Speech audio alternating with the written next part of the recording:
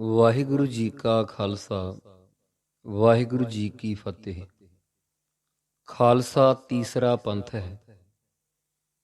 ਪਹਿਲੇ ਦੁਨੀਆ ਵਿੱਚ ਆਰੀਆ ਮਤ ਸੀ, ਜਿਸ ਦਾ ਨਾਮ ਅੱਜ ਕੱਲ੍ਹ ਹਿੰਦੂ ਕਿਹਾ ਜਾਂਦਾ ਹੈ। ਕਈ ਲੋਕ ਜੈਸੇ ਕਿ ਅੱਜ ਕੱਲ੍ਹ ਆਰੀਆ ਸਮਾਜ ਹੈ, ਆਰੀਆ ਸਤਾਉਂਦੇ ਹਨ। ਫਿਰ ਦੂਸਰਾ ਮਜ਼ਹਬ ਇਸ ਦੇਸ਼ ਵਿੱਚ ਮੁਸਲਮਾਨ ਬਣਿਆ। ਹਿੰਦੂਆਂ ਦੇ ਆਗੂ ਪੰਡਿਤ ਲੋਕ ਤੇ ਮੁਸਲਮਾਨਾਂ ਦੇ ਕਾਜ਼ੀ ਆਦਿ ਹਨ। ਇਹਨਾਂ ਦੋਹਾਂ ਮਜ਼ਹਬਾਂ ਦਾ ਆਪੋ ਵਿੱਚ ਹਰ ਵਕਤ ਈਰਖਾਵਾਦ ਹੀ ਰਹਿੰਦਾ ਸੀ।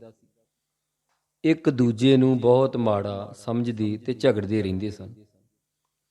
ਇਸ ਕਰਕੇ ਇਹਨਾਂ ਸੱਚ ਨੂੰ ਬਹੁਤ ਦੂਰ ਛੱਡ ਦਿੱਤਾ ਸੀ। ਜੈਸੇ ਭਾਈ ਗੁਰਦਾਸ ਜੀ ਆਪਣੀ ਪਹਿਲੀ ਵਾਰ ਤੇ 21ਵੀਂ ਪੌੜੀ ਵਿੱਚ ਲਿਖਦੇ ਹਨ, ਚਾਰ ਵਰਨ ਚਾਰ ਮਜ਼ਹਬਾਂ ਜਗ ਵਿੱਚ ਹਿੰਦੂ ਮੁਸਲਮਾਣੇ, ਖੁਦੀ ਬਖੀਲੀ ਤਕੱਬਰੀ ਖਿੰਚੋ ਤਾਣ ਕਰੇਨ ਤਿਗਾਣੇ। ਗੰਗ ਬਨਾਰਸ ਹਿੰਦੂਆਂ, ਮੱਕਾ ਕਾਬਾ ਮੁਸਲਮਾਣੇ, ਸੁੰਨਤ ਮੁਸਲਮਾਨ ਦੀ ਤਿਲਕ ਜੰਝੂ ਹਿੰਦੂ ਲੁਭਾਣੇ।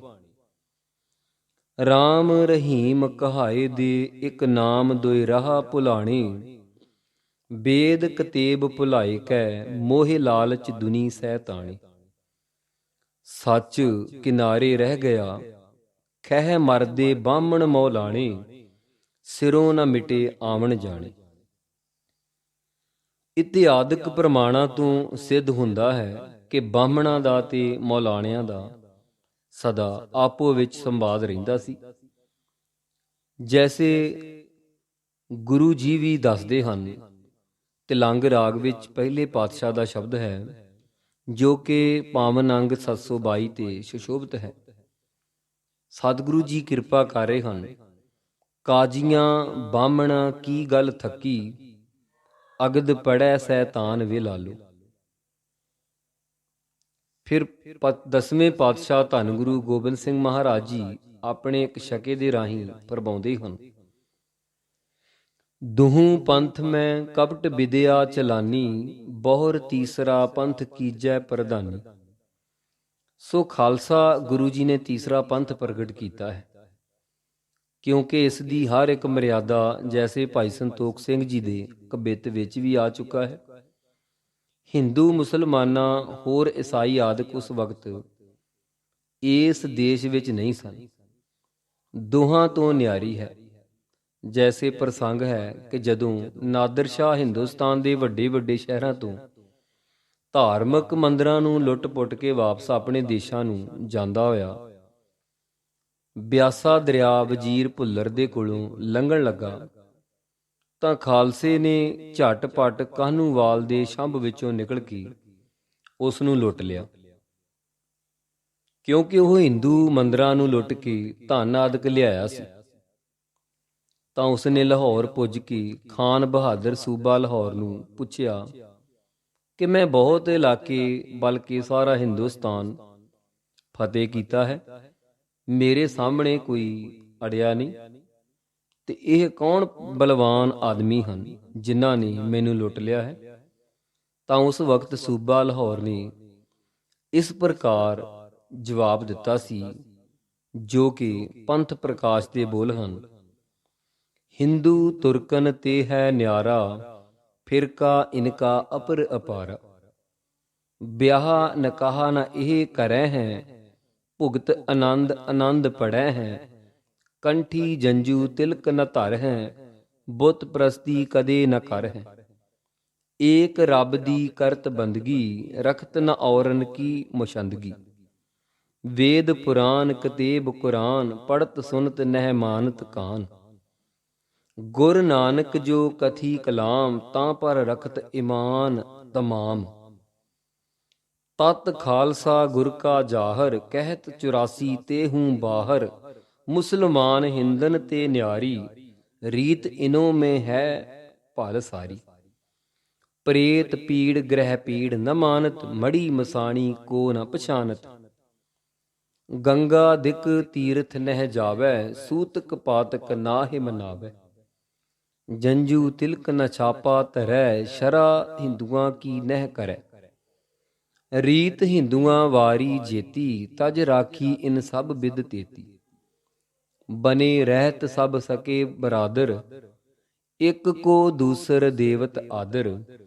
ਹੈ ਇਨ ਮੈਂ ਇਤਫਾਕ ਮਹਾਨ, ਸਿੱਖ ਸਿੱਖ ਪੈ ਵਾਰਤ ਪ੍ਰਾਨ। ਉੱਪਰ ਲਿਖੇ ਪ੍ਰਸੰਗ ਤੋਂ ਪਤਾ ਲੱਗਦਾ ਹੈ ਕਿ ਆਮ ਲੋਕਾਂ ਦੀ ਨਿਗਾਹ ਵਿੱਚ ਵੀ ਖਾਲਸਾ ਪੰਥ ਤੀਸਰਾ ਪੰਥ ਸੀ, ਕਿਉਂਕਿ ਇਹ ਸਾਰਾ ਪ੍ਰਸੰਗ ਉਸਨੇ ਨਾਦਰ ਸ਼ਾਹ ਨੂੰ ਸੁਣਾਇਆ ਤੇ ਕਿਹਾ ਕਿ ਇਹ ਖਾਲਸਾ ਪੰਥ ਹੈ ਤੇ ਗੁਰੂ ਗੋਬਿੰਦ ਸਿੰਘ ਜੀ ਨੇ ਇਸ ਨੂੰ ਆਬੇ ਹਯਾਤ ਅੰਮ੍ਰਿਤ ਛਕਾ ਦਿੱਤਾ ਹੈ, ਜਿਸ ਅੰਮ੍ਰਿਤ ਦੇ ਛਕਣ ਕਰਕੇ ਇਹ ਬੜਾ ਜ਼ੋਰਾਵਰ ਪੰਥ ਹੋ ਗਿਆ ਹੈ। ਭਾਵੇਂ ਅਸੀਂ ਇਸ ਦੇ ਤਬਾਹ ਕਰਨ ਵਾਸਤੇ ਬੜਾ ਜ਼ੋਰ ਲਗਾ ਕੇ ਥੱਕ ਗਏ ਹਾਂ।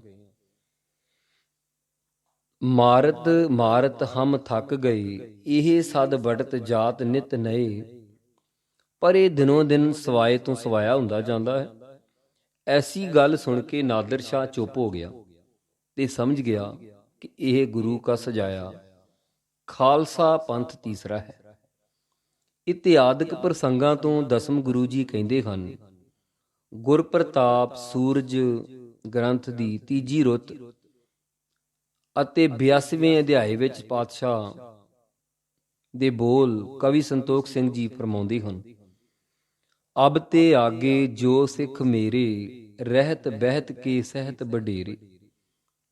ਪਾਵਨ ਕੰਠ ਜਨੇਊ ਕਹਿ, ਸੋ ਤਨਕਾਹੀ ਜਿਨ ਕੋ ਲਹੈ। ਹਾਥ ਜੋੜ ਅਰਦਾਸ ਕਰਾਵੈ, ਦੇ ਤਨਖਾਹ ਆਪ ਬਖਸ਼ਾਵੈ। ਹਿੰਦੂ ਤੁਰਕਨ ਦੋਹਨ ਤੇ ਨਿਆਰੀ, ਧਰੈ ਖਾਲਸਾ ਰਹਿਤ ਸੁਚਾਰੀ। ਜਗਤ ਕਾਨ ਤਜ ਹੋਏ ਨਿਰਾਲਾ, ਗੁਰਮਤ ਧਰੈ ਉਦਤ ਬਿਸਾਲਾ। ਗੁਰਬਿਲਾਸ ਵਿੱਚ ਵੀ ਇਸੇ ਪ੍ਰਕਾਰ ਲਿਖਿਆ ਹੈ ਕਿ ਸਾਹਿਬ ਕਲਗੀਧਰ ਜੀ ਨੇ ਗੁਰਸਿੱਖਾਂ ਨੂੰ ਇਸੀ ਪ੍ਰਕਾਰ ਉਪਦੇਸ਼ ਦਿੱਤਾ। ਝੂਠੇ ਜੰਯੂ ਜਤਨ ਤਿਆਗੋ, ਖੜਗ ਧਾਰ ਅਸ ਤੁਜ ਪਗ ਲਾਗੋ। ਵਿਖਿਆ ਕਿਰਿਆ ਭਦਨ ਤਿਆਗੋ, ਜਟਾ ਜੂਟ ਰਹਿਬੋ ਅਨਰਾਗੋ। ਹੋਰ ਬੇਦ ਲੋਕ ਮਤ ਸਭ ਤਿਆਗੀ, ਸਿਰਿਅਸ ਤੁਜ ਕੋ ਭਇਓ ਅਨਰਾਗੀ। ਹੋਰ ਹਿੰਦੂ ਤੁਰਕ ਸਗਲ ਮਤ ਤਿਆਗੇ, ਏਕ ਖਾਲਸਾ ਰਸ ਅਨੁਰਾਗੀ। ਇਹ ਗੁਰਬਿਲਾਸ ਪਾਤਸ਼ਾਹੀ ਦਸਵੀਂ ਜੀ ਕਾ ਕ੍ਰਿਤ ਭਾਈ ਸੁੱਖਾ ਸਿੰਘ ਜੀ। ਉੱਪਰ ਲਿਖੇ ਪ੍ਰਮਾਣਾਂ ਤੋਂ ਸਿੱਧ ਹੁੰਦਾ ਹੈ ਕਿ ਗੁਰੂ ਕਲਗੀਧਰ ਜੀ ਨੇ ਖਾਲਸਾ ਪੰਥ ਤੀਸਰਾ ਬਣਾਇਆ ਤੇ ਹਿੰਦੂ ਮੁਸਲਮਾਨਾਂ ਤੋਂ ਵੱਖਰਾ ਰਹਿਣ ਦਾ ਹੁਕਮ ਦਿੱਤਾ। ਸੋ ਖਾਲਸਾ ਪੰਥ ਦੋਹਾਂ ਮਜ਼ਹਬਾਂ ਤੋਂ ਨਿਆਰਾ ਹੈ ਤੇ ਨਿਆਰਾ ਰਹੇਗਾ। ਇਹ ਤੀਸਰਾ ਪੰਥ ਹੈ। ਵਾਹਿਗੁਰੂ ਜੀ ਕਾ ਖਾਲਸਾ, ਵਾਹਿਗੁਰੂ ਜੀ ਕੀ ਫਤਿਹ।